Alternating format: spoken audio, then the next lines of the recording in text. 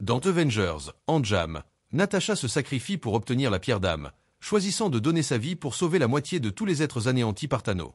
Cela a été difficile à accepter pour de nombreux fans. Cependant, les règles régissant la pierre d'âme sont irréversibles. Pour honorer les souhaits des fans, Marvel a produit un film solo pour Natasha, Black Widow, qui sert d'adieu à Natasha et à ses fans. Ce film, sorti en 2021, s'appelle Black Widow. Bien que Black Widow soit sorti après Avengers Endgame, il raconte en fait une histoire qui se déroule avant ce film, dans la période suivant les événements de Captain America, Civil War, lorsque Captain America et Iron Man se sont séparés, entraînant la dissolution des Avengers. Dans Captain America, Civil War, Natasha aide Steve à s'échapper en attaquant le nouveau roi du Wakanda, T'Challa.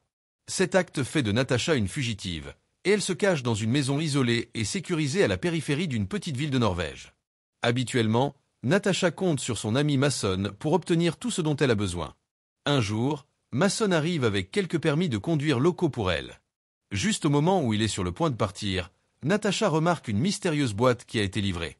Mason dit qu'il n'a aucune idée de qui l'a envoyée, alors Natasha la place négligemment dans son coffre, prévoyant de la jeter la prochaine fois qu'elle ira en ville. Elle ne sait pas que le contenu de cette boîte lui coûtera presque la vie. Cette nuit-là, Natasha regarde un film quand soudain, le courant tombe. Le générateur est à court de carburant, alors Natasha décide de se rendre en ville pour acheter de l'essence.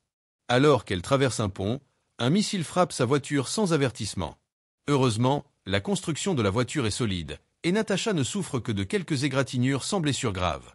Elle aperçoit alors son agresseur, une silhouette masquée. Les fans de Marvel reconnaîtront cette figurine comme étant Taskmaster, une adversaire redoutable qui peut imiter parfaitement n'importe quel style de combat qu'elle observe. À ce stade, Natasha suppose que Taskmaster est là pour la capturer, alors elle sort immédiatement son arme et tire sauvagement. À sa grande surprise, Taskmaster brandit un bouclier identique à celui de Captain America. Natasha a réalisé qu'utiliser des armes à feu contre Taskmaster était futile. Natasha a donc décidé de s'engager dans un combat au corps à corps. Elle a bondi et a donné un coup de pied en ciseau mortel, mais Taskmaster a utilisé exactement le même mouvement, copiant même parfaitement la façon caractéristique de Natasha de se relever. Natasha se rend vite compte que la cible de Taskmaster n'est pas elle, mais la boîte dans sa voiture. Natasha a immédiatement compris qu'il devait y avoir quelque chose d'important caché dans la boîte. Sans hésitation, elle utilise une corde pour suspendre Taskmaster au pont, puis se précipite vers la boîte. Au moment où elle l'atteint, Taskmaster se détache et la charge. Natasha saisit rapidement le bouclier au sol et se défend férocement, mais avant qu'elle ne puisse contre-attaquer, Taskmaster la jette du pont. Lorsque Taskmaster ouvre enfin la boîte, elle découvre que son contenu a déjà été pris par Natasha. Lorsque Natasha grimpe enfin sur la berge, elle fouille dans sa poche et en sort une petite fiole d'antidote rouge. À côté se trouve une photo d'elle avec sa petite sœur. Un souvenir longtemps enfoui commence à refaire surface. Natasha avait autrefois une petite sœur. Lorsqu'elle était enfant, elles ont vécu sans souci pendant 3 ans dans l'Ohio avec leurs parents. Mais en réalité, cette famille n'était rien d'autre qu'une équipe d'espions russes stationnée en Amérique. Sa sœur n'était pas vraiment sa sœur, et sa mère n'était pas vraiment sa mère. Leur faux père, Alexei, venait de réussir à voler des données top secrètes du Shield pour être découvert. La famille s'enfuit en trombe, se dirigeant vers un avion qu'elle avait préparé plus tôt pour fuir vers Cuba. Le général russe de haut rang Dreykov les y attendait déjà. Alexei lui remit les données et célébra la fin de ses jours d'agent secret. Pendant ce temps, la fausse mère, Melina, avait été blessée pendant leur fuite et avait été emmenée pour être soignée. Natasha et sa fausse sœur, Yelena, furent emmenées dans un endroit connu sous le nom de Red Room, une académie d'espionnage où elles seraient formées pour devenir des veuves noires. Grâce à un entraînement exténuant et à un lavage de cerveau implacable, Natasha devint l'agent le plus compétent de Dreykov. Elle utilisa sa vive intelligence et ses extraordinaires compétences de combat pour mener à bien d'innombrables missions d'espionnage. Lors d'une mission spéciale, Natasha rencontre Clint, alias Hawkeye, du SHIELD. Pour la première fois, elle se met à rêver de s'échapper de cette prison de vie. Avec l'aide de Hawkeye, ils parviennent à démanteler l'organisation Black Widow de la Red Room, éliminant au passage Dreykov. Enfin libre, Natasha rejoint le SHIELD. C'était le passé de Natasha. De retour dans le présent, pour percer le mystère, Natasha se rend dans un appartement à Budapest pour retrouver sa sœur. En tant qu'anciens agents de la Red Room, aucun des deux ne fait entièrement confiance à l'autre, et dès qu'ils se rencontrent, ils s'engagent dans une confrontation intense. Pendant le combat, ils finissent tous deux par enrouler le rideau autour du cou de l'autre. Alors qu'ils sont tous deux sur le point de s'étouffer, Natacha lâche prise en premier, signalant une trêve. Yelena lui emboîte le pas et arrête son attaque. Natacha interroge ensuite Yelena sur la raison pour laquelle elle lui a envoyé les fioles, la faisant presque tuer au passage. Yelena explique que l'antidote peut restaurer la conscience de soi des veuves noires sous le contrôle de Dreykov. Elle-même a été libérée de son contrôle grâce à cet antidote. Il n'y a pas longtemps, Yelena était la marionnette de Dreykov. Elle a été envoyée en mission au Maroc pour assassiner un traître. Tout aussi habile que Natacha, Yelena a facilement rattrapé le traître et l'a étripé. Mais dans ces derniers instants, le traître a utilisé toute sa force pour asperger Yelena avec l'antidote, brisant l'emprise de Dreykov sur son esprit. Enfin réveillée, Yelena a immédiatement enduré la douleur pour extraire la puce de localisation de sa cuisse. Elle a finalement compris pourquoi le traître avait fait défection et a juré de se charger de sa mission pour libérer les autres veuves noires. Pour protéger l'antidote, Yelena n'a pas eu d'autre choix que de l'envoyer à Natacha. Natacha est choquée par la révélation, car elle et Aokai avaient abattu Dreykov et la Chambre Rouge des années auparavant. Que peut bien signifier cette nouvelle apparition de Dreykov? Alors qu'ils se disputaient, le toit a soudainement explosé. Les tueurs de Black Widow envoyés par Dreykov les avaient traqués ici. Esquivant une grêle de balles, Natacha et Yelena sautent d'une fenêtre sur le toit. N'ayant nulle part où aller, elles utilisent une cheminée à proximité pour se balancer vers un bâtiment voisin. Un assassin de Black Widow les suit, sautant après elles. Natacha tend la main pour l'attraper, mais l'assassin ne sort qu'un couteau, déterminé à la tuer. La prise de Natacha glisse. Regardant l'assassin tomber au sol, Natacha, pleine de compassion, tente de lui venir en aide. Mais avant que Natacha ne puisse s'approcher, Dreykov active à distance un coupe-circuit depuis le quartier général, provoquant l'explosion de la tête de l'assassin de Black Widow sur place. Alors qu'elle contemple la fin tragique de la femme, Natacha jure en silence de détruire complètement la Chambre Rouge et de sauver toutes les veuves noires encore sous le contrôle de Dreykov. Pour échapper aux autres assassins à leur trousse, Natacha et Yelena sautent sur une moto et foncent à toute allure dans les rues étroites. À ce moment-là, une camionnette leur bloque le chemin. N'ayant pas d'autre choix, Natacha fait un virage serré à grande vitesse, dérivant dans la ruelle adjacente. Mais elle n'arrive pas loin avant qu'un assassin de la veuve noire ne tire sur le pneu de leur moto. Les deux sœurs se relèvent rapidement et détournent une BMW d'un passant, poursuivant leur fuite. Voyant l'assassin de la veuve noire gagner du terrain, Yelena tourne brusquement le volant. Au moment où elles finissent de s'occuper de la veuve noire, le véhicule blindé de Taskmaster apparaît et recommence à les poursuivre. Taskmaster, comme possédé par Aokai, tire sur la corde de l'arc et tire une flèche qui atteint la cible avec une précision extrême. Les sœurs Natacha ont été projetées dans le métro avec la voiture de Taskmaster qui arrive bientôt à leur poursuite. En suivant la traînée de sang sur le sol, elles se rendent compte qu'elles se sont échappées dans les égouts et, sans hésitation, les suit. Taskmaster n'a aucune idée que tout cela fait partie du plan de Natacha, permettant à elle et Yelena d'échapper au danger. À ce stade, Natacha demande à Yelena qui est vraiment Taskmaster.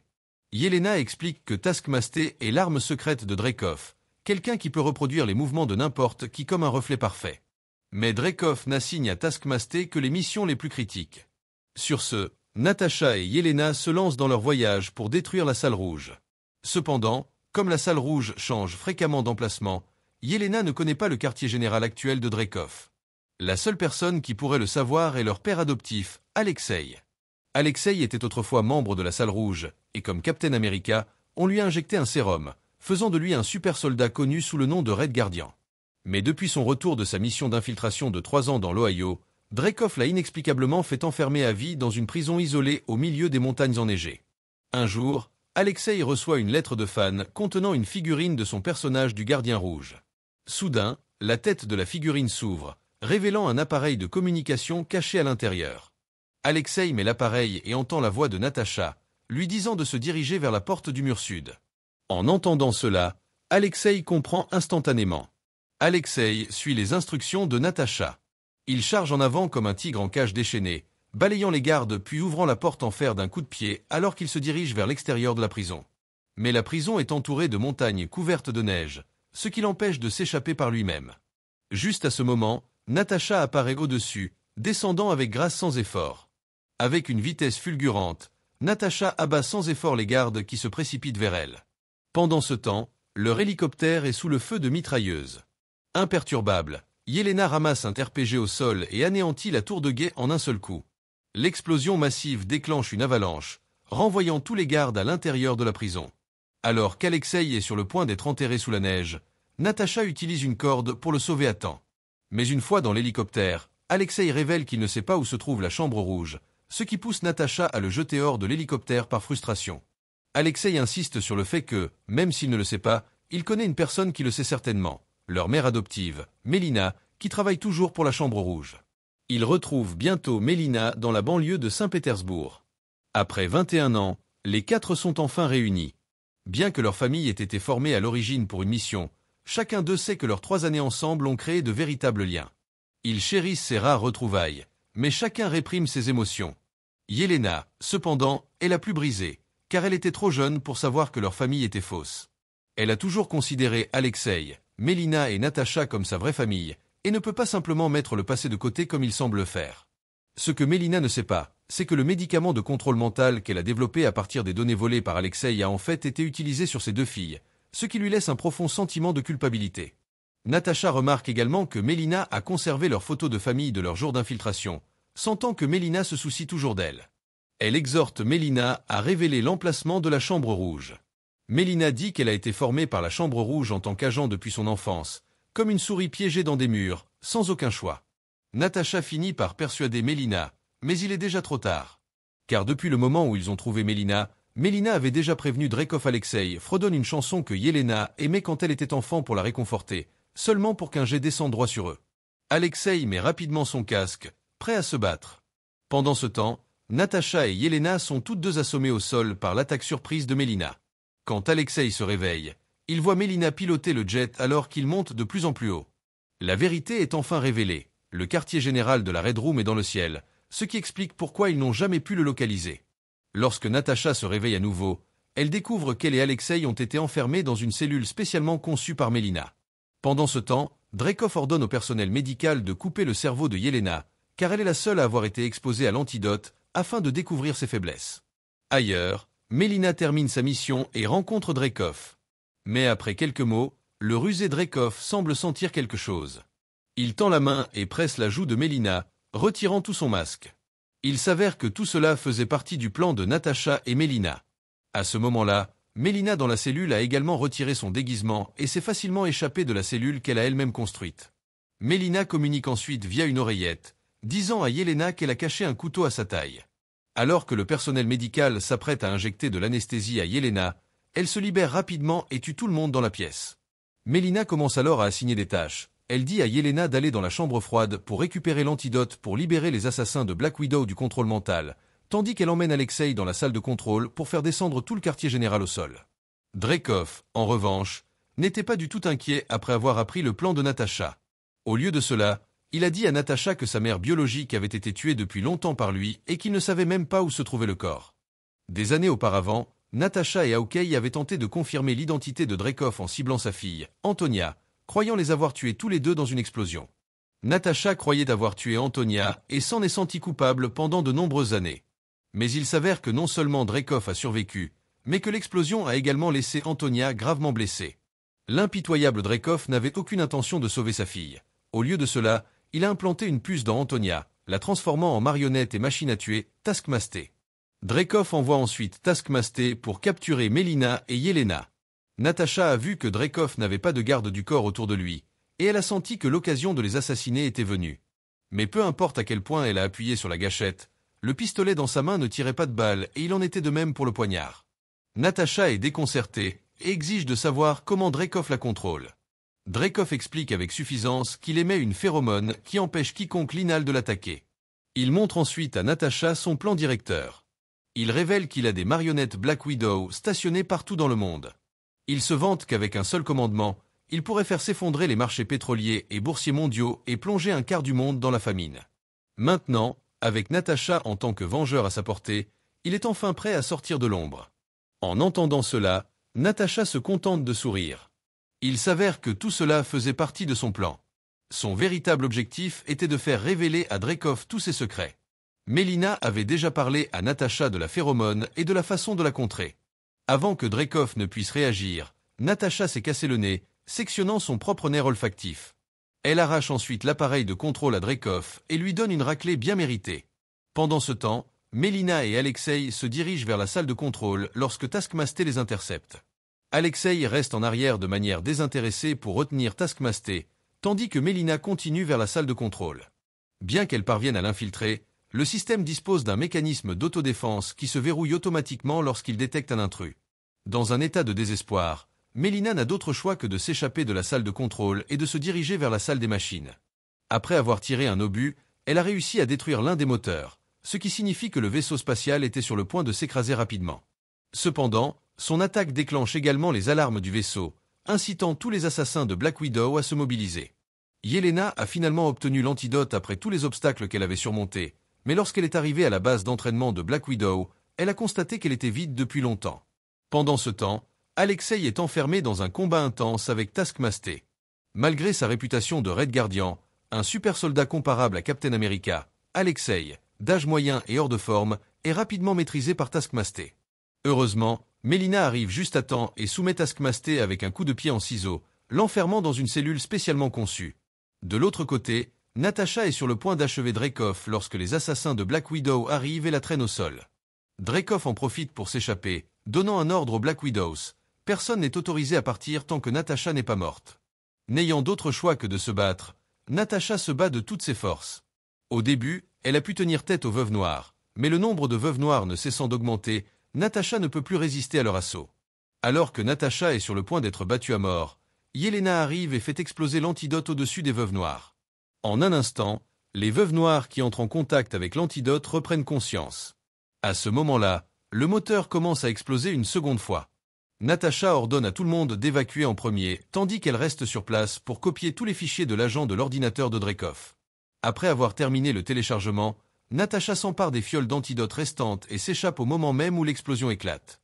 Apercevant Taskmaster toujours emprisonné, Natasha ressent un pincement de pitié et décide de la libérer. Mais Taskmaster, toujours sous le contrôle de Dreykov, n'a qu'une seule pensée en tête, tuer. Pendant ce temps, Yelena aperçoit Dreykov en train d'essayer de s'échapper.